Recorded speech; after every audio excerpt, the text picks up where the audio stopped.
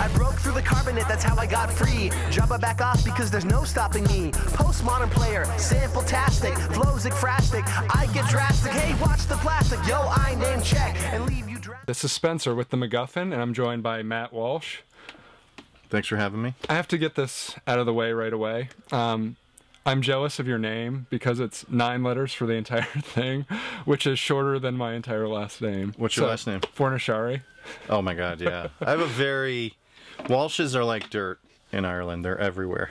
It's a very common name. Well, it's like Smith. I'm definitely jealous. The best name I ever heard was I knew a guy named Edu, E-D-U, literally is his whole name. So I appreciate good names. How about Moby or Prince? Are you jealous of them? I've thought about going to one name, but Spencer seems a little too generic for that.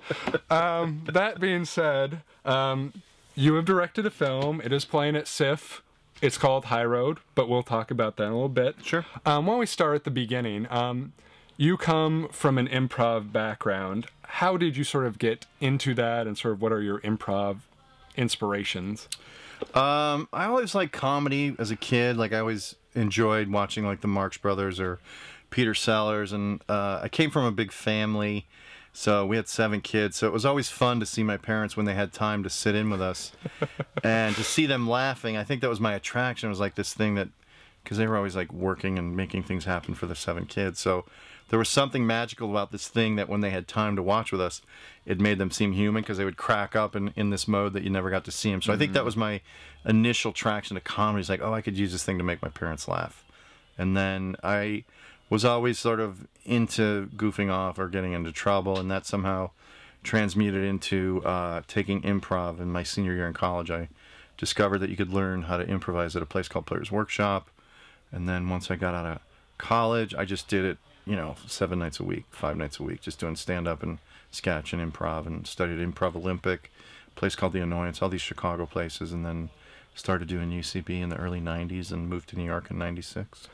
So you're in school, there's an improv class. Had you had acting as a background, or was it sort of like, oh, this sounds like a fun thing, maybe I should try that? Sort of like, how do you go about doing that? I mean, I did the first performance thing I ever did because I was sort of scared of it, or I sort of thought it was like, oh, that's for sissies, or not sissies, but like theater guys or something. I don't know. It was ignorance. I was just afraid of it. And so I never did any real theater in high school. I did a variety show. The senior class does a variety show where you skewer the teachers. That was the first time I was on stage in front of an audience, and it was like that high of like making people laugh at stuff you wrote. And that's basically what always has addicted to me, is being able to write and perform stuff that makes people laugh. So, and I took one acting class in college, and it was good. I did well. It was one of my few A's in college. Hey, and, get them where you can. Yeah, sure. Exactly. It helped the GPA.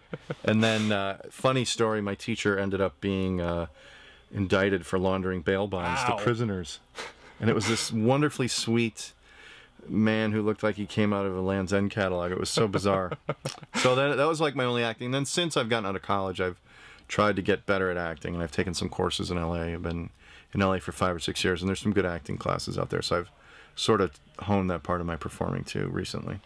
I mean, I'm not entirely familiar with like the intricacies of, how different styles of improv work or games or whatever I've heard you speak about. I mean, I'm familiar with groups, like The State, obviously Kids in the Hall. Kids in the Hall. Monty Python. I mean, there's Second City TV. Yeah, there's so many of them. But like, were you conscious of like what improv was before you started it, or was it just sort of like, I've kind of heard about that, I might as well give it a try. I would like an easy A or something like that. Yeah, no, my friend saw Second City perform. They were like the monolith of comedy. Like everybody knew about Second City in Chicagoland, and that's why everybody came to Chicago to do comedy, because of Second City.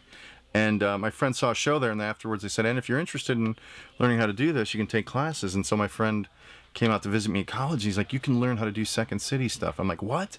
He's like, you'd be great at that. I'm like, I'd love to try that. So that was my, like, you can learn to do that. It just came out of nowhere. Because I thought I was going to be a psychologist. I studied psychology. Oh, that's awesome, because that's what my degree is in. Yeah. Try not analyze you too much, but yeah, I have a BA, which is a soft degree. Yeah, I'm right there with you. So believe me, like it's Yeah. funny to hear you talk about like your easy A's in college. And I'm sitting here thinking, I was like, that was oceanography for me. Yeah.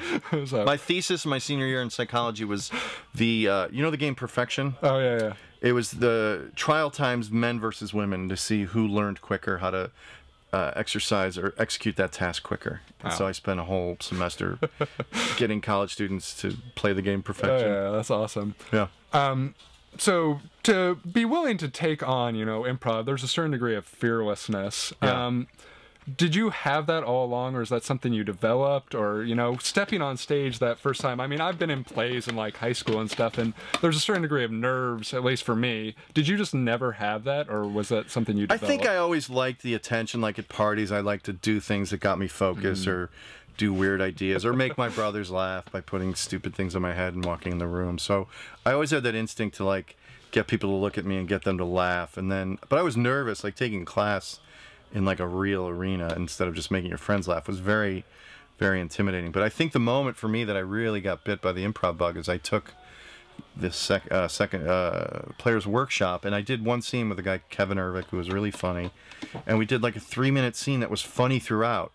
And there was something amazing to me that you could sustain a funny scene spontaneously with nothing written and keep it going for like 3 to 5 minutes and keep the audience engaged and laughing. Like that to me was like a miracle, and that's like the thing I've been chasing. That was like the crack hit, you know what I mean? You take the hit. That literally was the moment where like, I gotta do this. This is like, there's nothing better than that. And so you moved to Chicago to, get into the sort of improv world that was going on there, whether it was did you actually go into Second City? I took Second City when I was in Chicago. I took Improv Olympic. I did shows and studied at a place called The Annoyance with a guy named Mick Napier. So I studied with Del Close. I did stand-up for 2 years. I did Upright Citizens Brigade. Which is sort of the next sort of thing. I mean, you really got into improv. At what point did you say, you know what, like, I feel like I've gotten to a certain level and I'm comfortable creating my own group, which was the Upright Citizens Brigade, which you were one of the founding members of. Yeah. Like, how did you know, like, now is the time for us to do this, as opposed to just sort of, like, existing within something that already existed, like Second City or something like that? Well, the impetus to form your own group is just like a band. Is like, I want to play music. You want to be in my band. So that was how UCB started. It was just, me, Besser, Ian, just hanging out and causing trouble. Adam McKay, Armando Diaz, people like that. We just had similar sensibilities and liked performing together. So that was like a no-brainer. Then the choice to like stick together as a group was like when it was me, Matt, and Amy and Ian. Amy, Ian, and myself quit Second City because it wasn't as rewarding. You were doing other people's scenes, and you were doing touring company shows and a little bit of corporate stuff, and it wasn't as rewarding, and it wasn't as risk-taking, and your voice wasn't in it. So I think we saw more potential as the four of us, because we got great reaction in Chicago, so we decided to quit and then make a go of it in New York and throw the dice. And what was that experience like once you're sort of like, I don't know if you necessarily cut ties, but when you went out on your own, like to go to New York and sort of be like, we're this new thing, check us out. Like, how did you go about it? I mean, Second City, there was so much history there that you didn't really, you walk in and it's sort of like, oh yeah, Second City, but like to completely build something. It was scary. Absolutely. It was scary. The guy who ran Second City was a guy named Kelly Leonard. And when we went into his office and said, we're leaving, he's like, this is a big mistake. A lot of people try to do it and nobody succeeds. And I was really scared, and I didn't have any money, and I went to New York with no money, so it was all short term. It was like, all right, let's give this 6 months, and nobody's going to audition for anything else. We're going to turn other work down. We're going to make sure we go to rehearsals. We'll make our job with waiter jobs, whatever we do to pay the bills, but you're not going to blow it off for 6 months. So we made those short-term commitments, and as they went, we got these little things that were promising, like, oh, we got to make 6 scenes in a Comedy Central special, or we got to write a parody of It's a Wonderful Life. That was one of our first things. Or we got to write for Microsoft. That was like their first comedy website back in the day. Wow, that's cool. Yeah, so we got enough gigs that made the promise real. Like, oh, this could happen. Like, we started to get attention, we started to get audiences, and then we met a guy named Kent Alterman who was very instrumental in pushing us up the chain at Comedy Central, and he believed in us, and that was a big part of it. I mean, I know that, like, for instance, stand-up comedy seems to be, a very sort of small community, ultimately. Everyone seems to know everyone. Was that the same sort of case with improv? Like, were you conscious of, like, what everyone else was doing around you? And especially sort of, like, in Chicago. Like, in New York, we were kind of the only people doing improv. Like, we had the benefit of, like, being the groundbreakers. Like, doing long form in New York was blowing people away because nobody had seen anything like it, or a tight group doing that. But in Chicago, there was all these different groups, and you were sort of just like bands compete, or like cop other sounds, or like see something interesting and like envious of the inventiveness of that band, and then challenging yourself very much so in Chicago. There were groups like Ed that did an improv show that broke ground, a group called Jazz Freddy that did a show that everybody in town saw. So you were very much aware, and there was a certain like status or seeing, you know, getting respect of your peers in Chicago, which was great for the work because you really wanted to impress people. You really wanted to, you know, do something different. So everybody was hungry to like make a name for themselves. And then when we went to New York, we were fortunate there was a vacuum of improv, and the sketch was pretty active, but we had a unique voice, so that really helped us too. Was there sort of a degree of competitiveness, though? You know, if somebody, say you saw like the State or somebody achieve this massive success, was there like a sense of like, why isn't that us, or why haven't we gotten that? Every comedian sees something on TV and goes, we're funnier than them, or I'm funnier than him.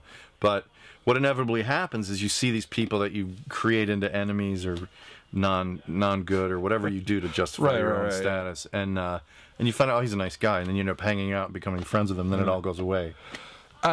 Take it to the flip side, though. Now that you guys are like a known property, now that Upright Citizens Brigade, I mean, you had a show, I mean, you guys have 2 theaters, like, it's a known property. What do you think about, you know, look at groups like, you know, was it Derek Comedy and stuff like that? What do you look at those, like, new up-and-comers? I mean, is there a sense of, like, you want to sort of help shepherd them in, or is there, like, you want to smash them down and keep your position at the top of the heap? No, yeah, maybe when you're younger, you want to smash them down, but... Like, comedy's a young man's game. Like, I salute anybody who's hungry and wants to do it. I help people whenever I can. I teach it. You know, I love when people are good, and, you know, and I'll give notes occasionally to groups at the theater. I'll teach a class occasionally. But, like, when young groups come up, it's like, hats off. Like, this kid's awesome. It's like seeing Jordan play as a rookie. Like, holy shit. Good for you, man. That guy's changing it. Do you, like, I mean, how aware of it are you now at this point? Now that you've started to drift into movies and other stuff, are you aware of a lot of the other improv groups at this point? Or are you just really focused when you do improv on the Upright Citizens Brigade? I mean, is it... Yeah, unfortunately, because I'm busy and I have a family, I'm in tune with like what comes through the theater. And then a little bit, you know, obviously TV and movies I keep track of. But as far as other theaters in LA or New York, I don't really have any clue about what's going on. I really don't. So, I mean, one of the interesting things I heard you talking about earlier today when you're, it's not a lecture, but a Q&A discussion kind of thing you were doing, was you're talking about, like, it took you preaching. 10 years. I prefer preaching. Minister. Yeah.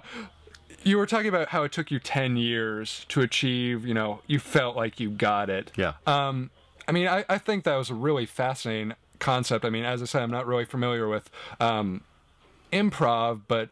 I mean, I read, like, Malcolm Gladwell, he's talking about outliers.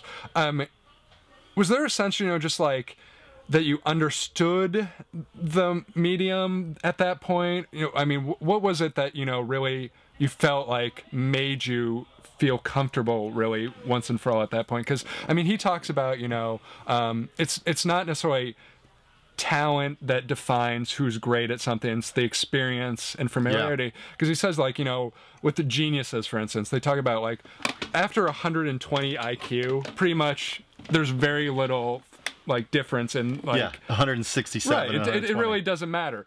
But, like, you know, same sort of thing. Like, what do you feel like you are naturally, like, the most talented and it just was the skill, or do you think you just put in the effort and ultimately that was sort of what defined you? I mean, what was it that sort of helped you feel comfortable ultimately? I think doing it at all costs for whatever reason, like having nothing else I was good at or nothing else I loved helped, because I wasn't really distracted, and willingness to be poor helped. I didn't care if I made money. I just wanted to be happy doing this thing. And there was a lot of people along the way that were so much funnier than me that just quit on it and didn't do the work, or got married and found a different life, which is, you know, made them happy. Well, I mean, that's one of the interesting things he talks about, is also that it's not necessarily, you know, the most talented, it's also, like, chance. Like, you know, you happen to take this class in college that then sort of inspired you to be improv. Your friend went to Second City, which then inspired you to check that out. You know, you went to Chicago, which then introduced you to this bigger community. It's sort of like a series of fortunate events. I mean, how much... And also actively saying yes to things that are presented in your life. There's a lot of, like, happenstance, like somebody sees a problem in their home and they're like, I think I could fix this better than that thing at the store, and they just tackle it and they say, yes, I'll fix it, and next thing you know, they have a patent on something that makes them a millionaire, and they're Bill Gates or whoever that person is. So the same thing with, you know, I heard about the class, but saying yes to it is like the thing you have to do. You get these things that cross your path, or if you, as a host of a show, you run into somebody and you have the courage to say, "Would you do my show?" That's the moment that you acted on. Like that's saying like, I have a show. It's a good show. I have confidence in it. I'm gonna ask David Gruber Allen, or whoever you run into. You know, that's the difference. It's like some people, for whatever reason, are stuck and don't reach out or say yes to these things that basically fall in their lap. Yeah. So along with that, and you know, the zen of just doing something forever, and the next thing you know, you forget about how you're doing it, and you're just acting instinctively. That's kind of how I felt like with the development of improv. You just sort of, after doing it so long, you learn to listen and relax, and you're not worried about being funny, and you're playing with people that are better than you, so you learn their sort of tricks, and it brings up your game, and yeah, those are all the things that you kind of take with you. And as a result of successes, there's this innate confidence or security. You feel like, oh, it'll be pretty good. I guess this question doesn't really matter since it all worked out well, but how much of an influence do you think like not having necessarily like a family at an early age influenced that development? I mean, you said you were willing to like live poor and sacrifice it. Do you think that was, I guess, in some ways a break, since you now have a family and it's wonderful and all that, but do you think it was a break at that time that you didn't necessarily have a relationship or something that took you away from it? I mean, if I had kids in 1996, I wouldn't have moved to New York, because I made no money for like 2 or 3 years. Like I was sleeping on couches and grabbing pennies to ride the subway. So sometimes things enter your life that become the next priority. If you have children, then that's your first priority, of course. So I guess I was fortunate, or I just never made that decision, or I was so focused on this one thing that I didn't include other things in my life until I started to relax about success being a possibility, you know, because I was probably insecure about, geez, I gotta make something happen, and I was so focused that I probably wasn't open to the opportunity of a serious relationship. Or I had serious relationships, but I never decided to get married until, you know, I met the right girl, you know.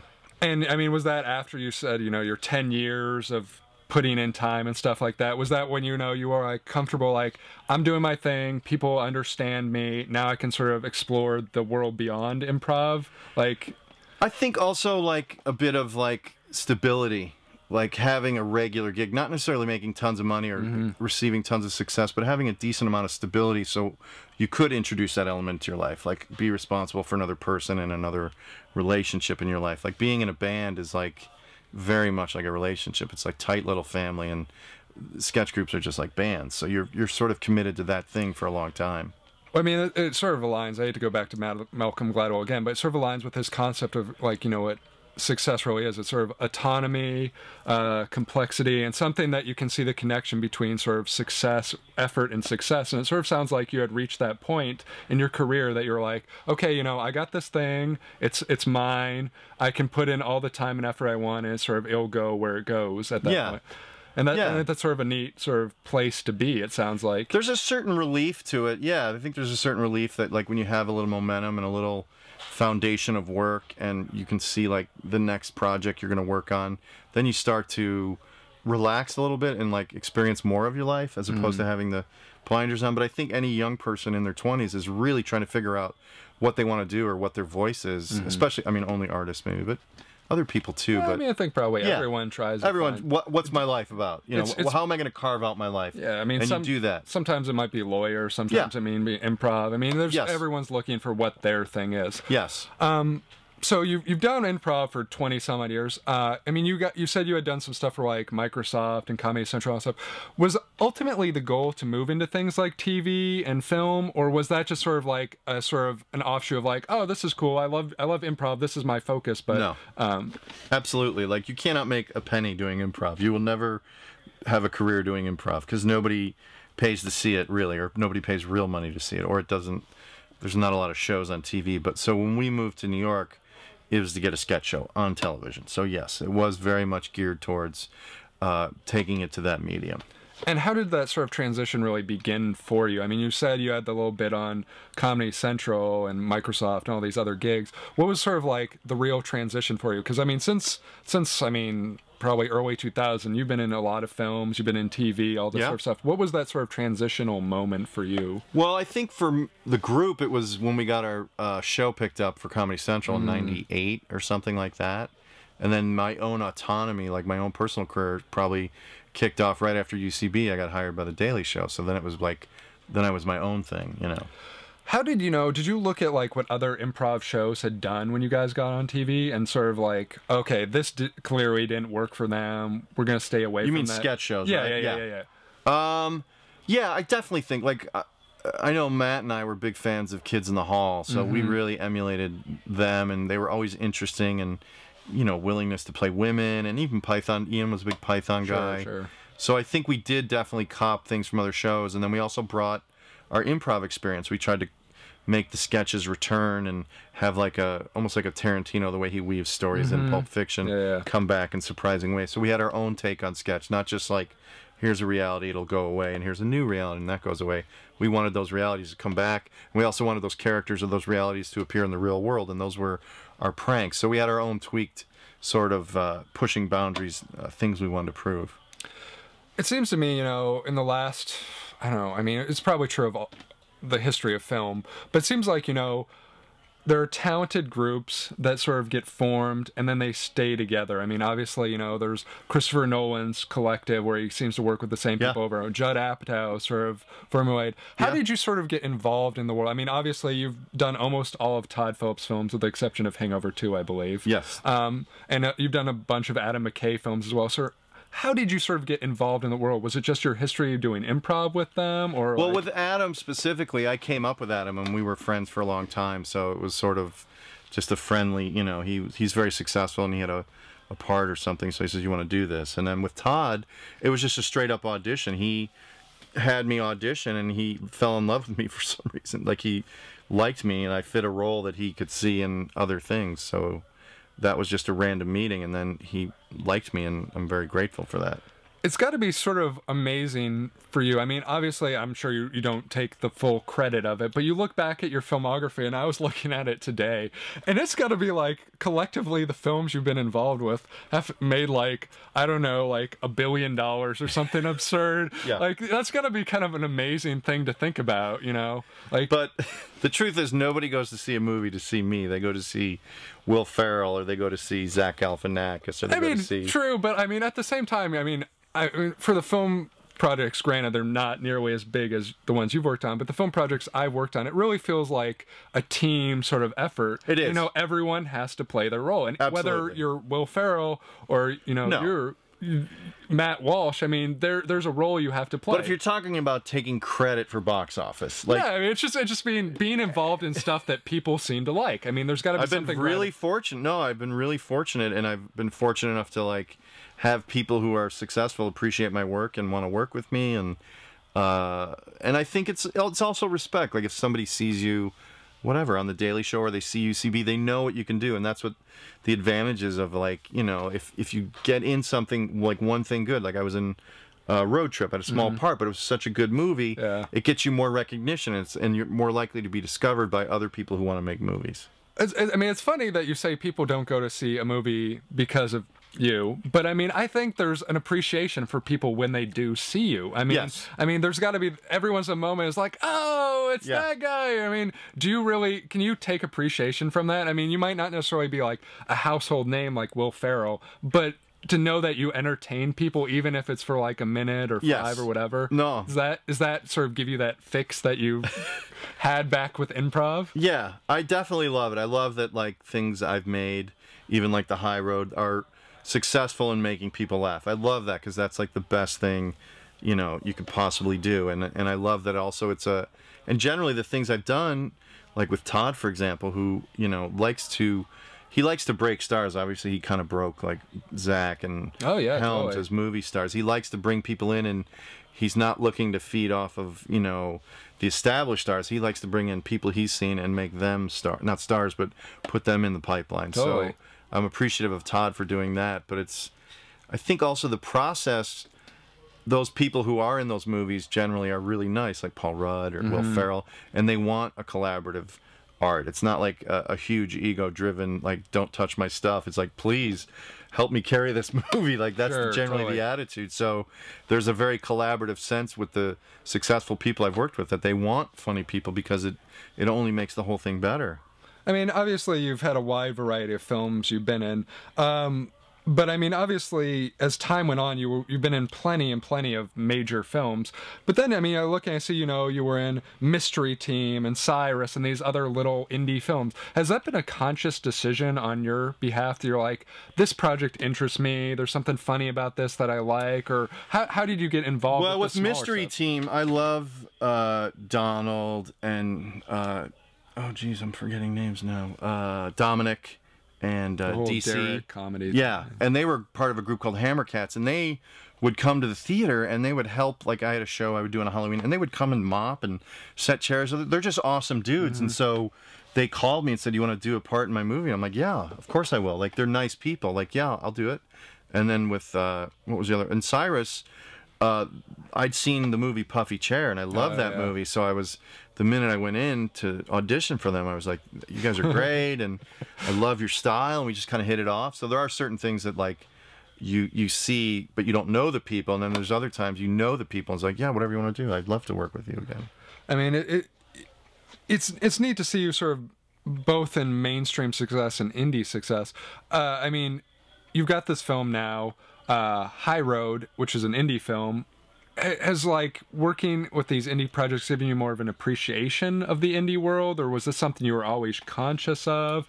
Yeah, I think exposure to things like Cyrus or seeing, I've done some small budget, you know, improv movies, so I've had experience being inside those projects, and so making one gives you a total appreciation of the indie, you know, do-it-yourself attitude. But also UCB is a very, you know, do-it-yourself organization. We got our own theater. We did our own shows.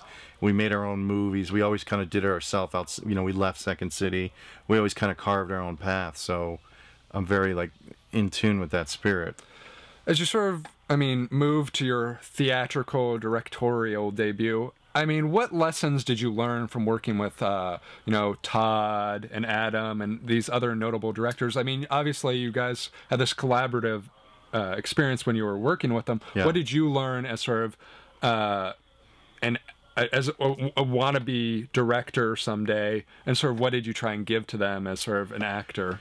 The things like like the directors like Todd or McKay, they're really good when they're on their game. Is they're really good at like being present and not worrying about so much what they want, but dealing with what they have. So they can watch a scene at the monitor and think like, yeah, we're not getting it. This isn't working for some reason. And then they'll encourage you to improvise, or they'll throw out lines, or they'll tweak something. So it's the deal of dealing with the present moment, like very much like I'm sure Malcolm Gladwell or Eckhart Tolle. There's something about like comedy is like in Judd Apatow is like what's happening now, being present and keeping it fresh and always like, you know, working for something more and not like treating the script as this divine Shakespearean, you know, tome that cannot be violated. But it's like, no, but now I have Will Ferrell, and it'd be stupid not to let Will Ferrell just run with this thing. Like, say once he hits you with the bottle on the head, Will, say whatever the fuck you want. That's a smart director, you know what I mean? Because he's going to give you gold and he's going to run with it. And I think that's the skill of those people, is they realize, and they can also chip in with lines, like they can write lines. It's not just like, okay, you write it. It's like, no, why don't you say this, or what if you said something like this, or you collaborate and you come off set and you're like, okay, let's try this, you know.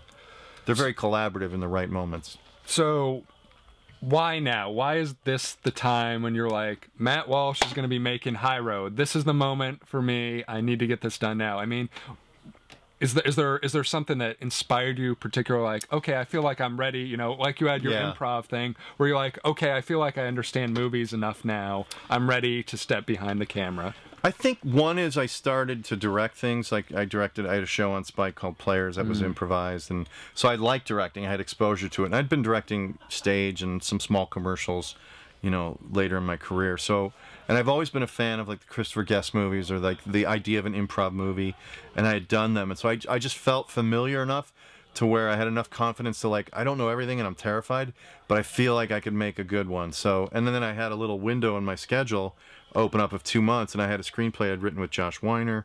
So we took that and made an outline, and I said, whether or not I have $0 or whether or not I get money, we're going to make it from July to August. And then met the lovely Kirk Ruse, who is our producer. He came on board and gave us money, and that was basically how it all happened. So let's get into High Road. What exactly is High Road? I mean, obviously it's a comedy, what it was sort of the story, the basics, like, I don't know, I hate to say like synopsis or pitch or whatever. So what's the concept behind it? It's a realistic farce about a pot dealer who has to go on the road because a deal goes bad, and he's befriended this young neighborhood kid who has lost his mom, and so he's sort of disturbed, and they get on the road, and Fitz, the main character, has this relationship with Monica, and by the end of the road trip, both of them realize that Fitz has to go back to his girlfriend, and Jimmy has to go back to his dad and solve things. And that's basically like the simplest way to put it. And so it's sort of alternative in that it is a love story, but there's a lot more characters, and there's a lot of bad people give really bad advice. Yeah, I can imagine. And you meet a lot of crazy characters once they get on the road. How did you deal with the challenge of, just I hate saying crazy characters. Yeah. That doesn't sound like I like good crazy movie. characters.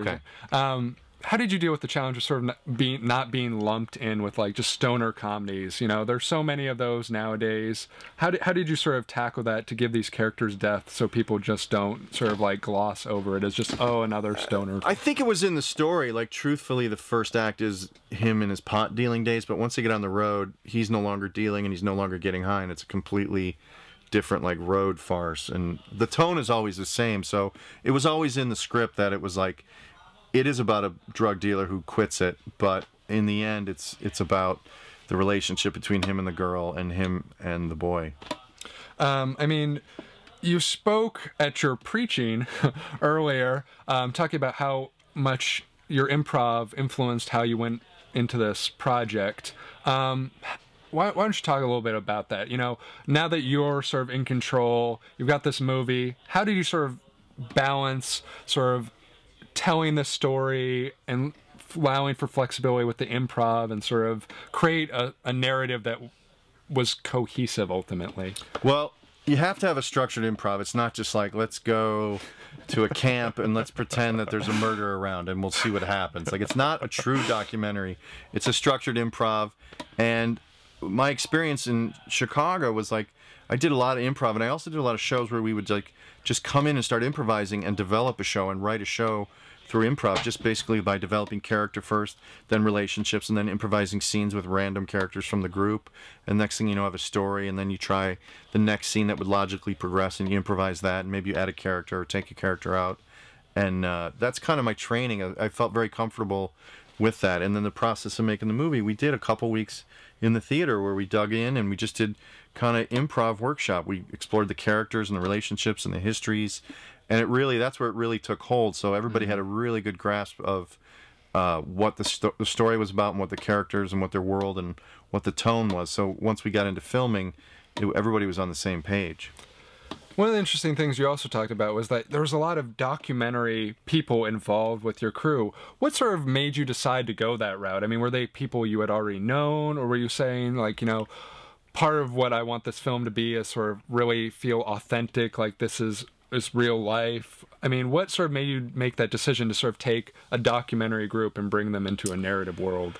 I like comedies that seem real, that aren't so fakey or don't ever really wink at the audience too much. I mean, it is a comedy, so absurd things are going to happen, but sure. I love, like, Flirting with Disaster is one of my seminal movies. Yeah. It seems so real, and Meet the Parents, like, really good, like, believable stuff, but crazy things happening. So I always loved that. And then I knew, because we were improvising, that movement and dialogue were going to be random and could go anywhere. So I wanted somebody who could capture that, like a documentary cinematographer. So Hilary Spira was the woman who ended up doing it, and she's great.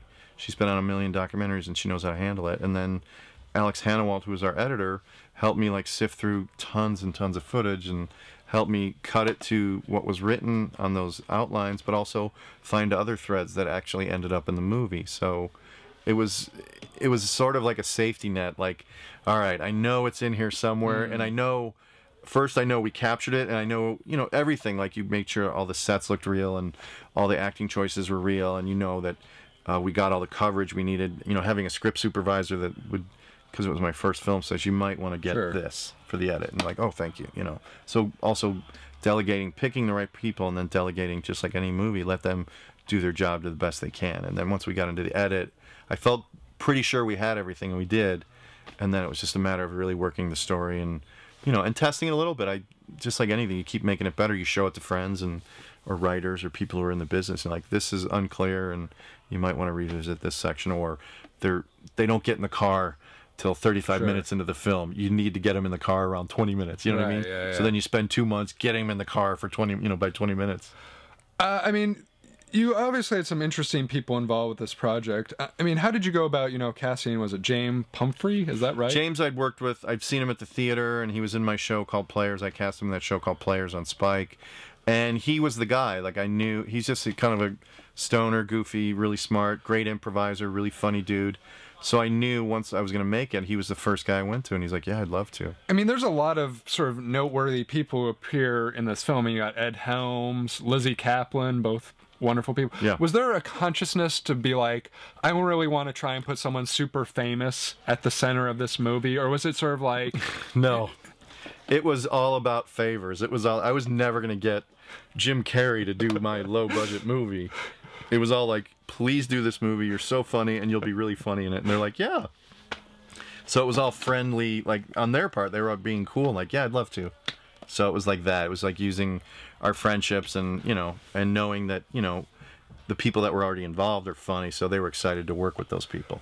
What sort of was that experience like, though, when you finally reach a point where you're like, oh, I can call in a favor for Ed Helms to show up and do, like, a cameo role, or Lizzie Kaplan or something like that? Is that, like, is that really a fun thing where you're like, I just want to throw this out there. Can you do this short little role? I think you do it in the best way possible. Like, Ed, I play golf with Ed, or I see him around, and, just bringing up casually, like, I might be shooting a movie in July, and would you want to do a day? And he's like, I'd love to, and he's like a legitimate star. Oh, totally, yeah. It's a very kind gesture, and so that's the way it worked. And with Lizzie, I just worked with her on a movie called Queens of Country, and sang with Joe, and it was literally like, are you free in July? You want to do a movie? And she's like, what's it about? I'm like, she's like, who's doing it?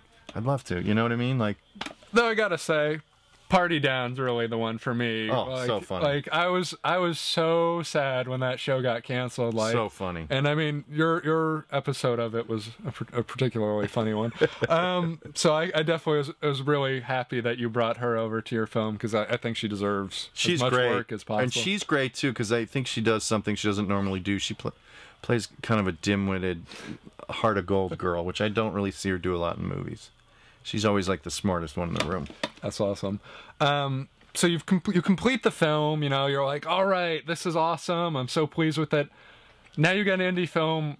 What do you do to get it out there? I mean, Kurt, it's where's such the producer? Yeah, I don't know. Leaving you holding the ball. I have no idea how we're gonna sell this goddamn thing. No, you do. You submit to festivals, and we submitted to Sundance, a very premature 2-hour-long version, and we submitted something to South by Southwest, which is about the same length. And then once it was ready, then we started getting better responses.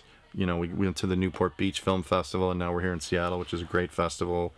And then I think down the road you do like a buyer screening, I guess, and hopefully somebody gets behind it. Have those festival screenings influenced the film at all? Like, have you watched it with an audience and been like, oh, that thing I thought was really funny really didn't hit it, so I'm going to cut that 10 minutes out? We didn't have a budget to do true focus groups. My focus groups were like with friends and family, and Kirk did the same thing with his group. He has friends and family or people in the business, and you show it to groups of 8 as opposed to groups of 200. Well, I mean, that's sort of like, I'm thinking of like, Kevin Smith with Red State, and it's sort of one of those things he talked about taking, to Sundance and seeing the reaction of the audiences at Sundance and being like, oh, I could probably cut 5 minutes out of this and sort of streamline. Has that sort of been your process? Have you evolved the cuts with each festival and sort of gradually? No, once it's hit the festival, there were small tweaks, but it was ready to go. But those decisions that like Kevin Smith made at Sundance were made with groups of 10. Like, we would do 5 screenings. Say it was version 3. We would do 5 screenings of groups of 2, 8, 9, 6, 4. Talk about the notes, and then go to the next level. And then we would do that. We would screen it again to like different people, or maybe some of the same people, and see if we address the notes. So, you successfully complete this film. You're working the circuit, the film festival circuit, to sort of publicize it. What do you do now that you're done with it? Once it's sort of like in a DVD or in theaters. Kirk Ruse. I'll get him in here. What's next for you? I mean, do you want to continue directing? Is that the new passion? Is that the new drug, like improv? Or are you going to go back to acting? Or are you going to try and balance it? Like, how do you sort of... Yeah, I love acting because it's much less responsibility, but I also like being able to write, feature-length things and get to direct them. Like, that would be my dream. Simple dream is to do another one. Like, I have another one I wrote with a friend of mine that I'd love to, like, have that be the next project. So that would be, if this movie gets some distribution and gets some attention, I hopefully can raise money to make the next one, or I can make a really small one. If it's a small movie that doesn't get much attention, I could probably still make another small movie. But I guess the idea on a career-minded way is, like, make another movie with a little more money and a better budget and something that has a bigger scope. And then one day, you get that $100 million budget. You can do whatever you want. That would be terrifying to have that. I can't even imagine how to put that together. But I guess, like, and this might go to your Malcolm Gladwell theory, is you have to relinquish, you can't micromanage. Like, you interview people who do wardrobe, and then that they're better at wardrobe than you. So you tell them what you want, and you be really specific, and then they come back and they're amazing. It's like, yes, that's exactly it, or that's better than I would have done. And same with cinematography. Like, this is the scene, this is the moment we have to capture, and then Hillary would say, what if we got it here, and there's a nice shot here? I'm like, great idea. You know what I mean? So it's a very collaborative art form. I'm not like Stanley Kubrick, where I have a very specific vision, and and I'm not as smart as him probably, but. I think some of his stuff could probably be argued as being overrated, but who am I to say? I mean, so we're saying, like, in 2015, 2020, then you'll feel comfortable enough to be Stanley Kubrick. That's the point at which you're That's my end game? Yeah. Then you're good. Then I don't know what you do after directing. I mean, I don't know where you go from there, but producing, owning Los Angeles, owning a studio, cable network maybe. I don't know. Cable network, sure. So what other projects do you have? I mean, you talked about this project they're writing that you can't really talk about since it's so early in development. It's a story called Mr. Christmas. It's basically... Okay, why don't we just spoil it right now? Give everyone... Is Kirk there? Get Kirk. Where is he? He left? Yeah. Okay. What are we doing at the movie after Sundance? After Seattle. How are we going to sell this movie? I'm talking to Anthony, the publicist. Talking about... What's your best answer? We're reaching out. Well, we're figuring it out as we go along. We're not. We're so screwed. No, we're not. We're so screwed, you guys. We're never going to sell this movie. No, it's a very putting him on the spot. So it was a little unfair. Confidential question. All right. But what other projects can you talk about that? I'd like to do a movie called Mr. Christmas, which is a very subverted, bizarre tweak on the Charles Dickens story. Oh, that's awesome. Scrooge. So I'm working on that. Acting, I presume there's more. Doing a show called Veep on HBO in the fall. I just wrapped on 3rd season of Hung. I was working on that. And doing a lot of stuff at the UCB Theater. I have a game show called Celebrity that goes up on Sunday nights. And fantastic. And doing some web stuff for various places like UCB awesome. Comedy. And yeah, I think the web is the future, so I'm all before you. I agree with you. So to wrap this up, sure. Where can people find more information out about High Road, about the work you've got going on? Do you have websites or Twitter? I know this much. You can go to highroadmovie.com. You can reach me at Mr. Matt Walsh at Twitter, no period after Mr. You can also go to YouTube/High Road Movie, and you can get information on us. And that's probably those are the best sources. And there's a Facebook, which would be Facebook High Road Movie. High Road Movie. All right. Fantastic. I'll make sure to put all that stuff right down there. Thank you so much. And we wish you luck with the film. And hopefully it'll make $100 million and everything will be there for I'll be happy with $5 million. I'll be happy with 5. Let's start with there and then blow that up and go way higher. Gladwell would say aim low. Be true to your voice. I like that. So we'll end on that note. Thank you so much for joining us, and we look forward to seeing you in the future. Thank you. T-1000 can't stop me. I'm on fire tonight. Magneto can't stop me. I'm on fire tonight. Even Zod can't stop me. I'm on fire tonight. It's tight. Don't even try to bite the side of style. Mr. Spock can't stop me. I'm on fire tonight. The Wrath of Khan can't stop me. I'm on fire tonight. The Borg can't stop me. I'm on fire tonight. Because I've got space game and it feels all